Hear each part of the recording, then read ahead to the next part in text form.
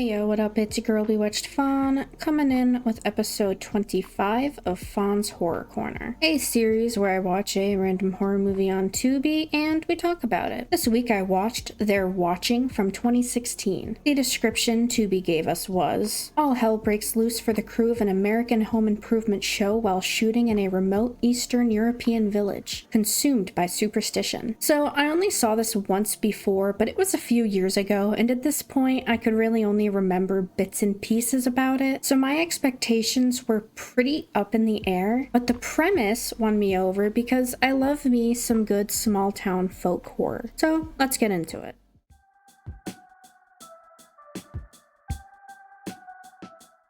We begin with a cute little intro, and we're headed to Moldova to meet Becky and Goran, who have enlisted the help of Vladimir to help them find a home. I love Vladimir. So we go to a small farming hamlet that once had a witch burning, which is always fun. But look at these guys have a good time. But hey, we're here. And Goran is a bitch baby. But look at this cozy cottage. It's a fixer-upper, but it's cute, and if I was a home renovation person, I would be sold. Just like Becky, cause she got it, and now we're returning 6 months later to see the changes. This is Sarah, shitting on that cute little house. Alex is also a pessimist and thinks that nothing will have changed. And we meet Greg, the last of the camera crew. They're driving to their hotel to meet the big boss, Kate. The banter in this movie is actually kind of funny, but it's basically Alex carrying the funny moments. Now we've arrived at the hotel and we meet Kate, who's fighting with Vlad. And she's real grumpy grouchy right now. Vladimir does a little magic trick and, oh, it's his business card. What a charmer. I might be a Vladimir stan. Okay, if I saw that pillow, I'm not sure I'd be sleeping. That's bedbug central right now. No fucking thank you. That is a well-used pillow.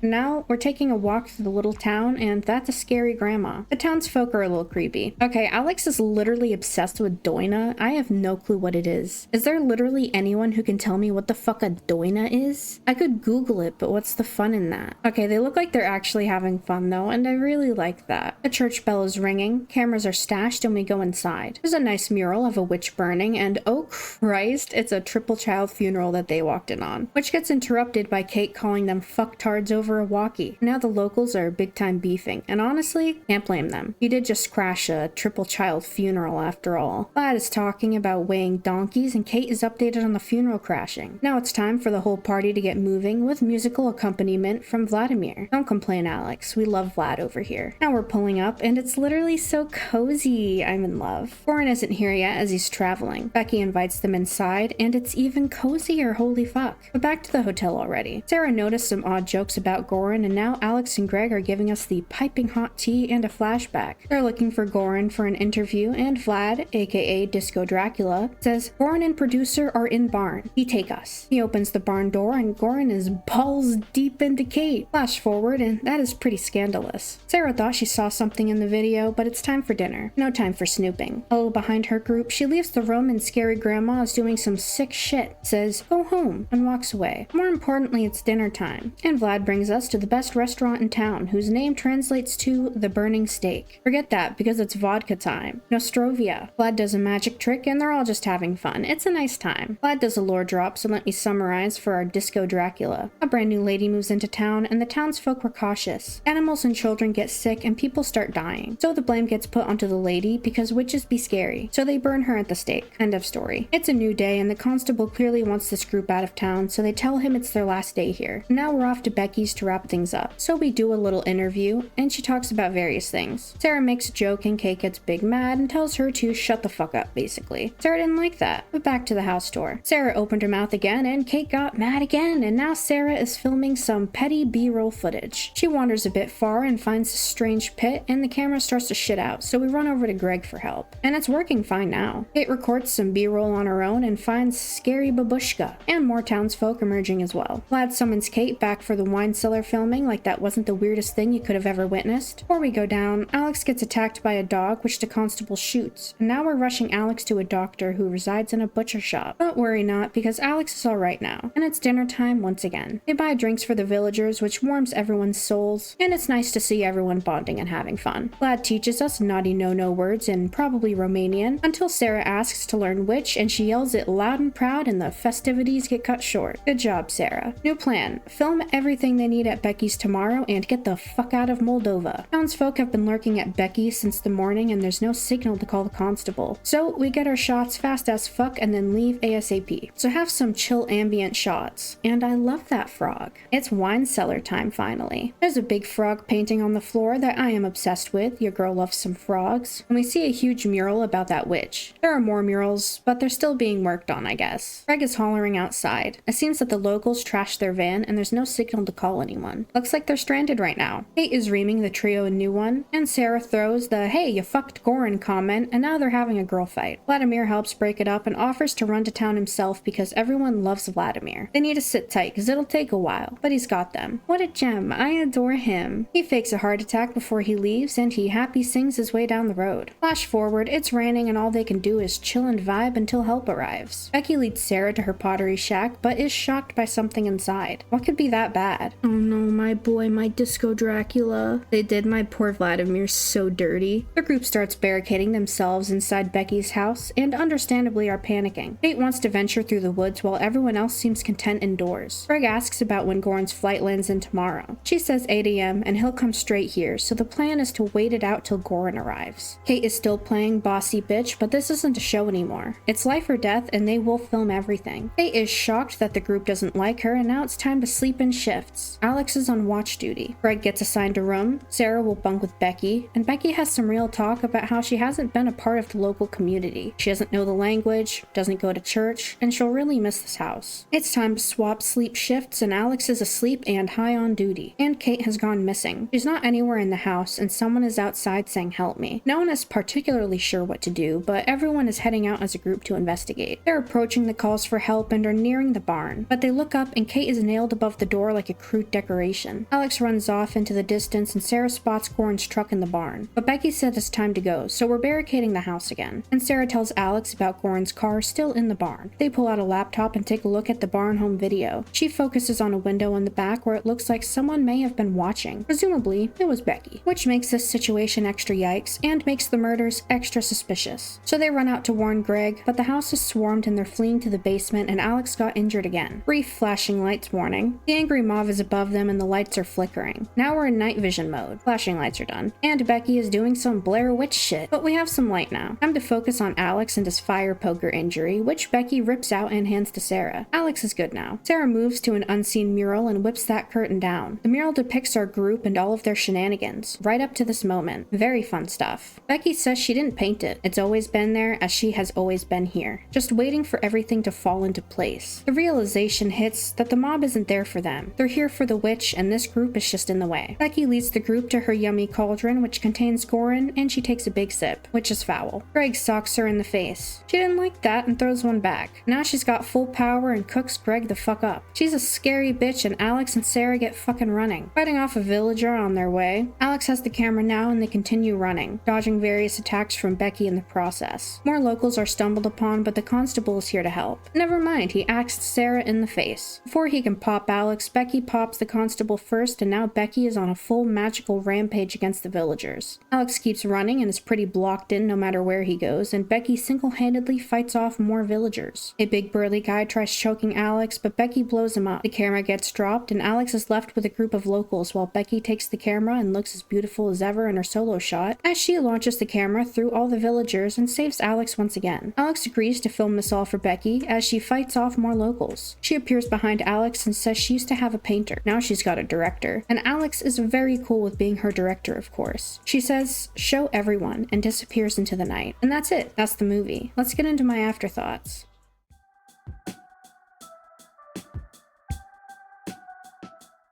Oh man, what a fucking ride this was. I personally have a love for small town folk horror. Like, I love to read books, and that's definitely a niche in horror that I love to read. It's always an immediate win to me. But this movie wasn't perfect, and we'll get into that. Let's get into my talking points. What did you think of the story? I was pretty sold on the story from the get-go. I loved the idea of a small town with a dark backstory, and the witch thing was the icing on the cake. I have more thoughts on that, but I'll hold off my full rant until the overall thoughts. So what did you think think of the ending? I think the idea of Becky being the witch all along was cool as fuck, and the way that they gradually lead into it and drop the breadcrumbs throughout the story and scenes was really cool. I thought the execution was a bit rough though. Like, it's hard to explain, but I kind of wish they didn't go so hard on the special effects, because that's what ruined it a bit for me. Everything was seemingly practical and realistic until the witch stuff happened. Then it was poor, crappy CGI or whatever it was, and it kind of ruined the vibe for me. Like, look, I'm not a director or a special effects person by any means, but I feel like if they didn't go for such dramatic visual effects, I would have enjoyed the ending a lot more. Overall thoughts? This was a mostly pleasant watch. There's definitely a lot of pointless filler conversation that I left out, and they push Sarah and Greg into a gradual romantic direction, which also has like no substance, so I left that boring shit out because it just gave nothing for the overall movie and storytelling. I mean, I really did love this movie up until the big explosive ending. I loved the way they led up to everything and the big reveal.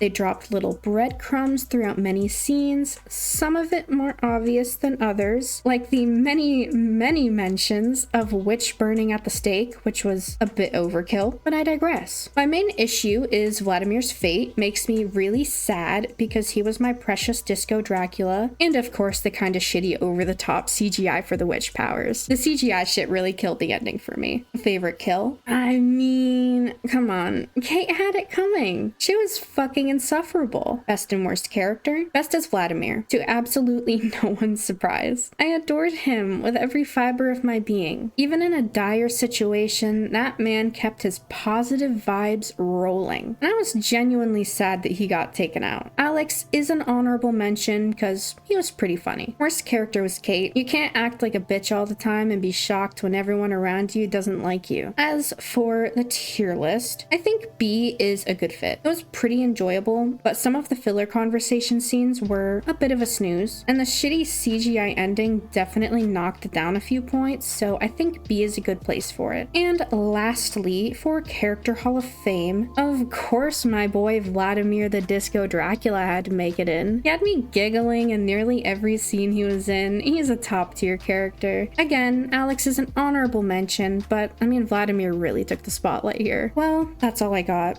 Thank you for watching. If you're still here, I upload these every Saturday around 12 p.m. Eastern, as long as life doesn't get in the way. So if you enjoy, then feel free to like, comment, or subscribe. Do what you want. I can't tell you what to do. My socials are down below, as well as the link to the movie so you can watch it yourself and form your own thoughts and opinions. Let me know what you think if you decide to watch it. Next week, we will watch a new random horror movie and see where that takes us. Thank you one more time for watching. Stay safe and spooky, y'all.